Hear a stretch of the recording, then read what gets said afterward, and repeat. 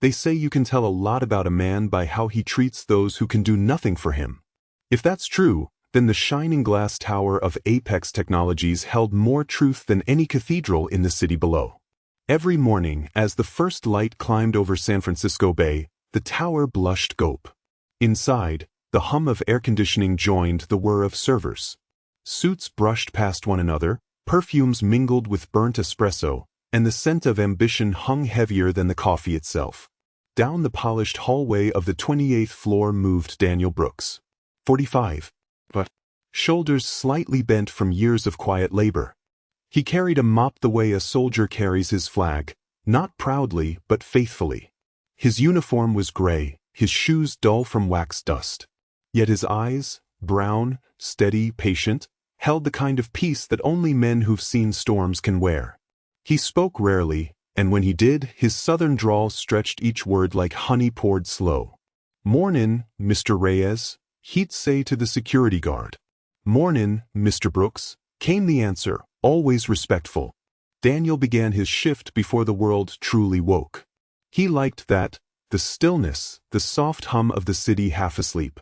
He'd wipe down the glass doors, polish the marble, empty the trash left by people too busy to notice the hands that kept their world clean. To most, Daniel was invisible, a shadow moving between cubicles, a reflection caught in conference room glass. But he noticed everything, the way interns hurried when executives passed, the way laughter thinned when titles entered a room. He could tell who carried kindness in their pockets and who spent it only when watched. Then there was Richard Whitman. 52. The CEO and self-crowned monarch of Apex Technologies. His voice cut through silence like a blade. His smile was a performance perfected in boardrooms. He wore success like armor, custom suits, shining cuff links, and an ego polished to a mirror finish.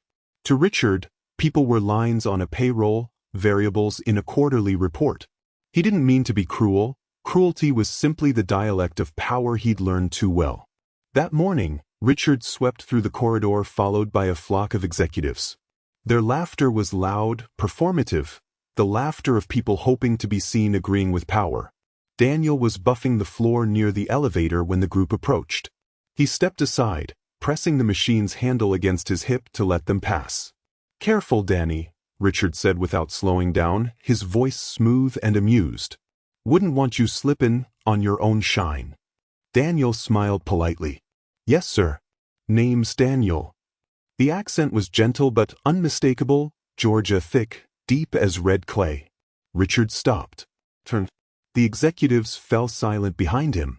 "Well now," Richard said grinning, "that's quite the drawl you got there. Didn't think we hired folks straight outta country radio." Laughter erupted, quick, nervous, eager to please. Daniel kept his eyes on the machine, voice calm. "Born in Atlanta, sir. Been here a while." Richard tilted his head. "Good for you, Daniel. Keep them floors clean, all right? We've got real work to do upstairs." He tapped the elevator button. The doors slid open like a punchline. The laughter followed him inside. When the doors shut, silence settled again. Daniel exhaled slowly, the way a man does when he refuses to let the world steal his breath. He wiped one last streak from the floor until the marble reflected his face. "Real work," he whispered to himself. Then, softer, "Guess we all got ours." That night, after his shift, Daniel rode the 14-mission bus back to his one-bedroom apartment in the Tenderloin. The seats smelled of rain and strangers. Outside, the city blurred by in neon smears. He carried a brown lunch bag half full. He'd save the rest for tomorrow. The apartment was small but neat. A second-hand desk, a flickering lamp, a laptop whose edges were worn shiny from use. He changed into a sweatshirt, poured instant coffee, and opened a folder labeled C Programming Practice. The glow of the screen lit his face. To anyone passing the window, he looked like a student burning midnight oil. To Daniel, this was survival.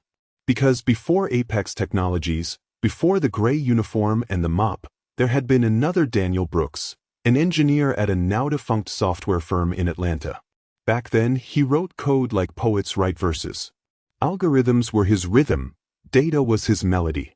Until the layoffs came, silent and swift, and every line of code he'd built crumbled with the company. He'd sent out resumes, hundreds.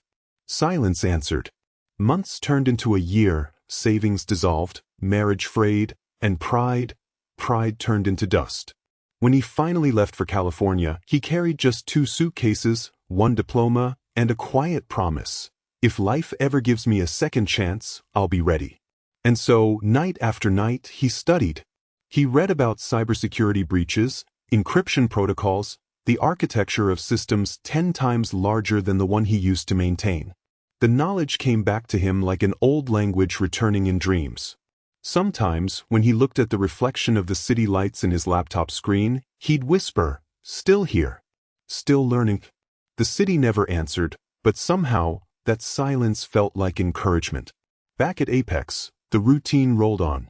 Richard Whitman's confidence grew with each quarterly win. The company's new project, a global cloud service, was drawing investors by the dozen. Inside the boardroom, words like innovation, expansion, and scalability floated like incense. Daniel heard them all while cleaning the hallway outside. He didn't envy them, but he wondered how many of those men could fix a line of code without calling someone else. On Fridays, when the executives left early, Daniel would sometimes pause by the big screen in the empty conference room. Lines of numbers and charts still glowed on it. He'd study them quietly, tracing the flow of logic like a detective following footprints. He loved that feeling, the hum of intelligence alive in a room, even when the people had gone home. Yet, every Monday, Richard's sarcasm found him again. "Daniel, you missed a spot," he'd say, pointing to a floor already shining. Or, "Careful not to unplug anything, my man.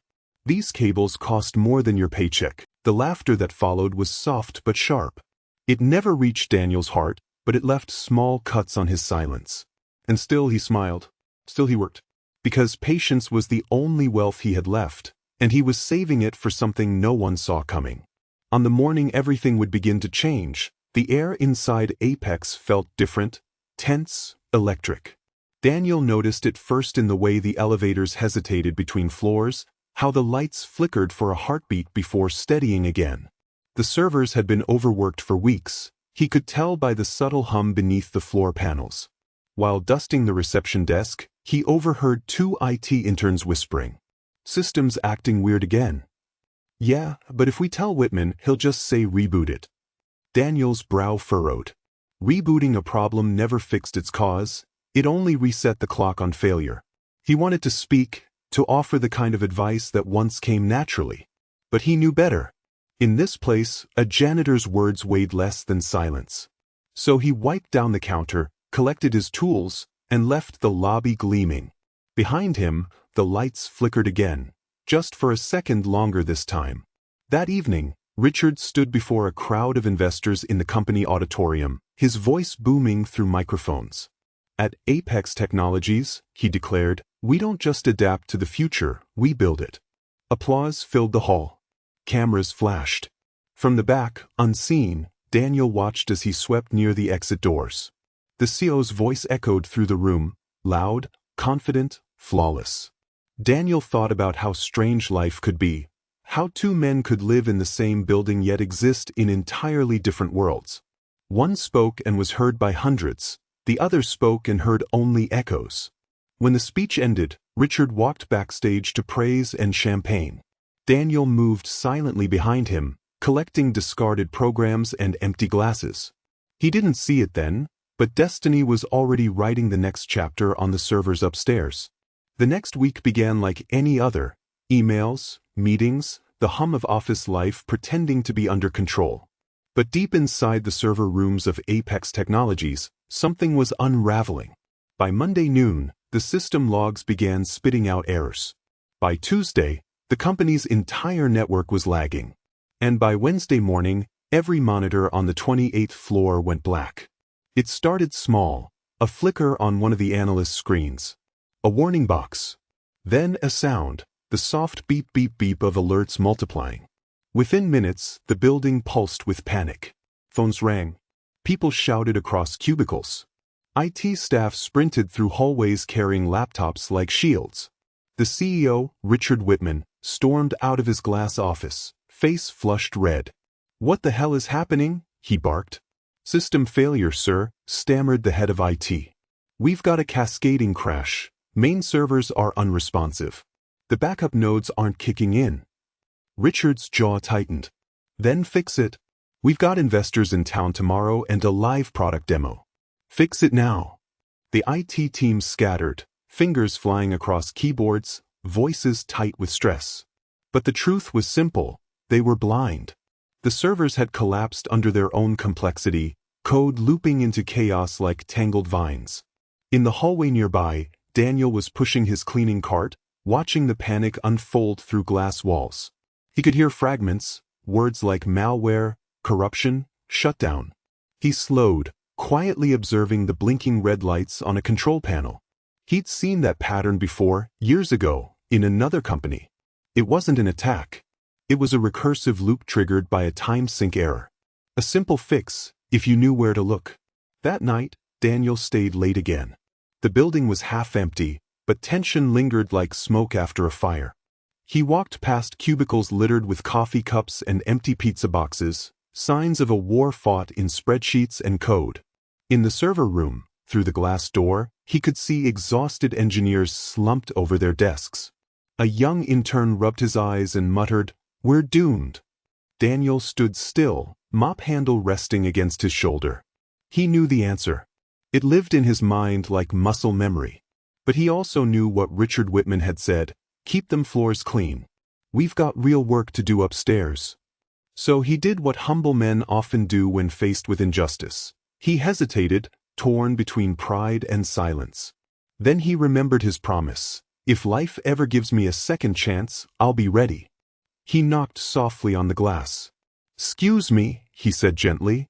"Y'all checked the NTP sync between your mirrors and mainframe?" The room went quiet. The intern blinked. "But what?"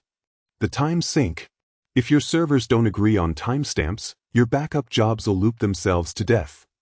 The lead engineer frowned, suspicious. "And you know this because?" Daniel smiled faintly. "'Cause I've fixed it before." The man gave a half laugh. "Appreciate it, man, but we've got experts on it." Daniel nodded. "Course you do. Just figured I'd mention it before you reboot for the 10th time." He turned and walked away, his calmness sharper than any insult. Behind him, the engineer hesitated, then checked the time sync command out of sheer desperation. The screen blinked.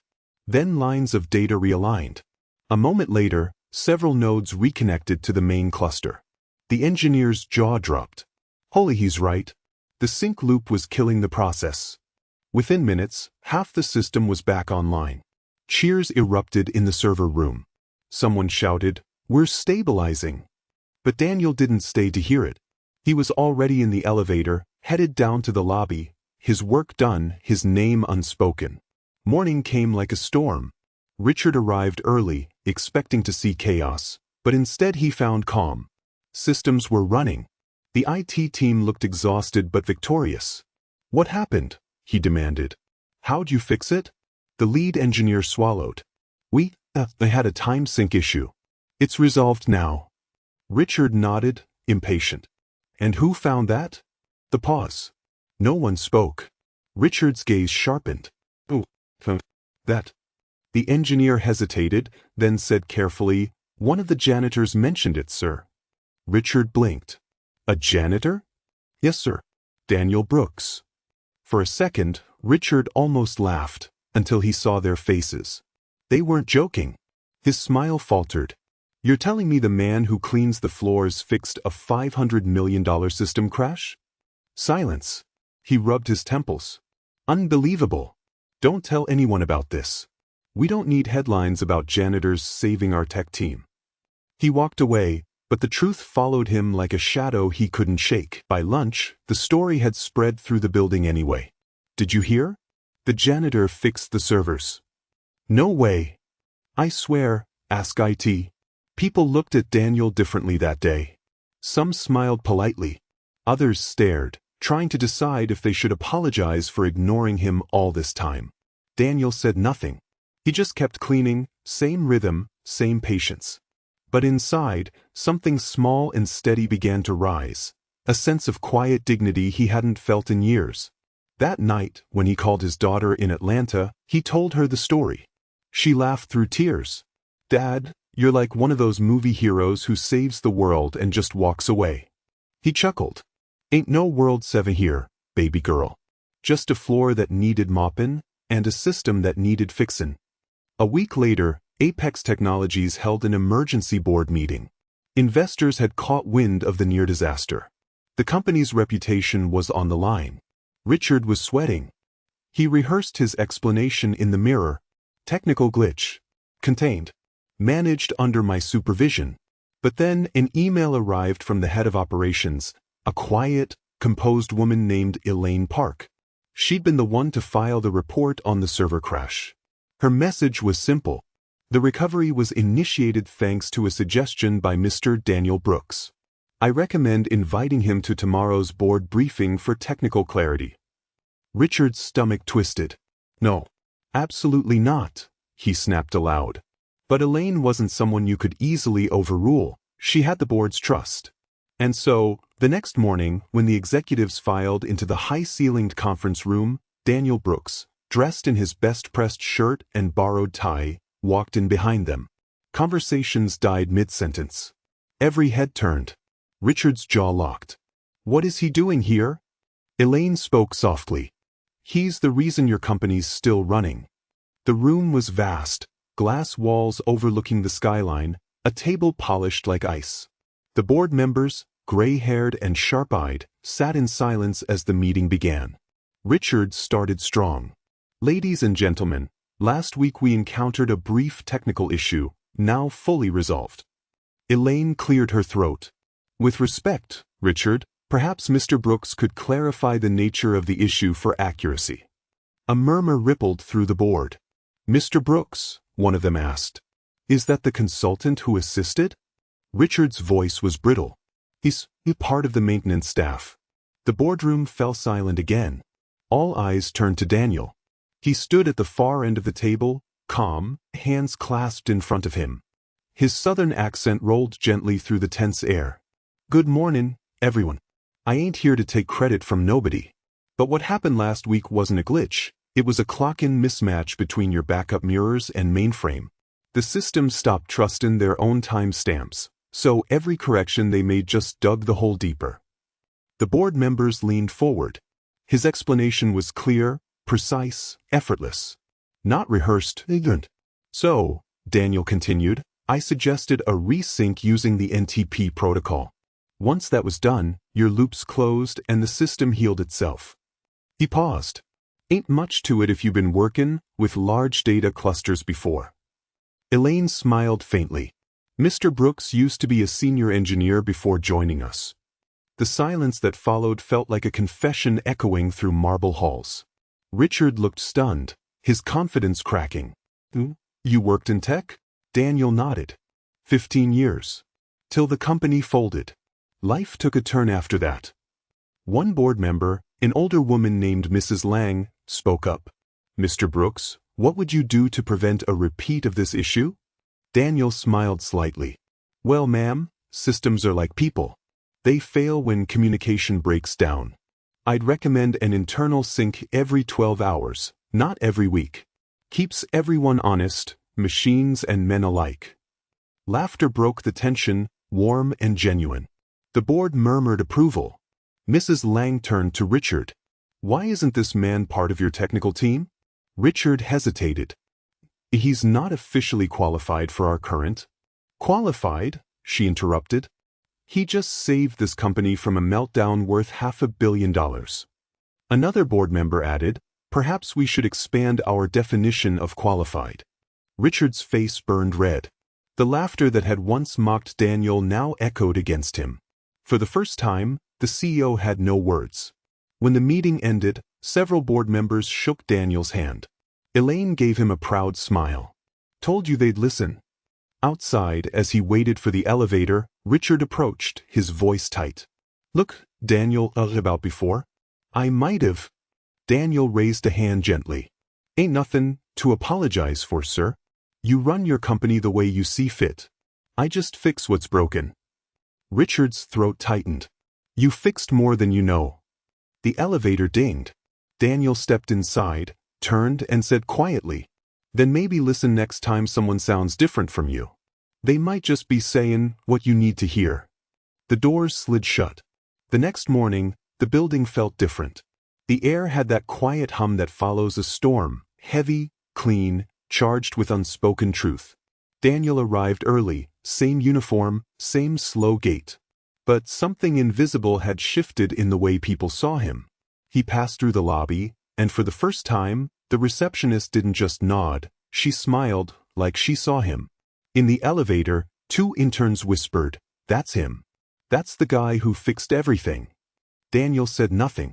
He'd learned long ago that real respect doesn't need a stage. It lives in the silence after the noise fades. Still, the whispers followed him. Not the mocking kind from weeks ago, but the kind that carry awe. The janitor who saved Apex. The man with the accent who spoke truth to the board. The story spread faster than any corporate memo. By noon, Richard Whitman's phone was buzzing. News blogs had picked up fragments of the event. One even wrote, "Sources say a janitor at Apex Technologies identified and resolved a major system flaw that eluded senior engineers." Richard deleted the alert, but it stayed with him, not as a headline, but as a mirror. That afternoon, Richard sat alone in his office, blinds half-drawn, staring at the city skyline. He had everything: wealth, power, status, but for the first time in years, he felt small. He thought about the look in Daniel's eyes at the elevator, not anger, not triumph, just understanding. The kind that comes from someone who's seen enough life to know what truly matters. He leaned back in his chair and whispered, "When did I forget?" Because once, years ago, Richard had started at the bottom too, not with a mop, but with no name, no mentor, no favor. He'd clawed his way up believing hard work was all that mattered. Somewhere along the way, he began believing he mattered more than the work itself. That realization hit like a crack in glass. He picked up the phone. "Elaine," he said quietly, "call Daniel Brooks. Tell him I'd like to see him." When Daniel entered Richard's office, he didn't look nervous. He looked ready, balanced. "Mr. Whitman," he said politely, "you wanted to see me?" Richard gestured for him to sit. "Please, call me Richard." Daniel raised an eyebrow but sat down anyway. For a long moment, neither spoke. Then Richard sighed. "You made me look at myself this week, Daniel. And I didn't like what I saw." Daniel stayed silent. "I judged you," Richard continued, "not by your skill, not by your effort, but by your accent, your uniform, your skin. I mocked a man who's more capable than half the people on this floor." He paused, eyes soft. "And I'm sorry." Daniel studied him for a moment, then nodded. "I appreciate that, sir. Most folks don't realize they carry them walls till they bump into one." Richard exhaled, almost smiling. "Well, I hit mine head first." They both laughed quietly. And for the first time, the air between them felt human. Richard leaned forward. "There's something I'd like to offer you. We're building a new internal systems audit team. I want you to lead it." Daniel blinked. "You want me, the janitor, to run your audit team?" "I want Daniel Brooks, the engineer who saved my company, to make sure it never breaks again." Daniel's eyes flickered with disbelief. "I don't have my certification anymore." "Then we'll get it renewed," Richard said simply. "On our dime." Silence filled the room, not hesitation, but gratitude too deep for quick words. Finally, Daniel said quietly, "If you're serious, then I'll give it everything I got." Richard nodded. "I know you will." 1 year passed like a turning page. Apex Technologies thrived again, leaner, wiser. The culture had changed. Meetings now opened with a quote on humility, chosen by the CEO himself. And Daniel? He now walked the 28th floor not with a mop, but with a badge that read, Systems Audit Director. His office was small, but bright, filled with plants and warm light. Every time he passed a janitor or a maintenance worker, he stopped, asked how their day was going, and meant it. One afternoon, while giving a presentation to new hires, he told them softly, "Never mistake someone's job for their worth. The smartest mind in the room might be the one nobody's looking at." They listened, not because of his title, but because of his truth. On a rainy Thursday, Apex held its annual board meeting. The usual suits filled the room, polished, practiced, predictable. But when Daniel walked in with his slides, the new investors stood to shake his hand. At the head of the table, Richard Whitman smiled with quiet pride. After the meeting, Richard addressed the room.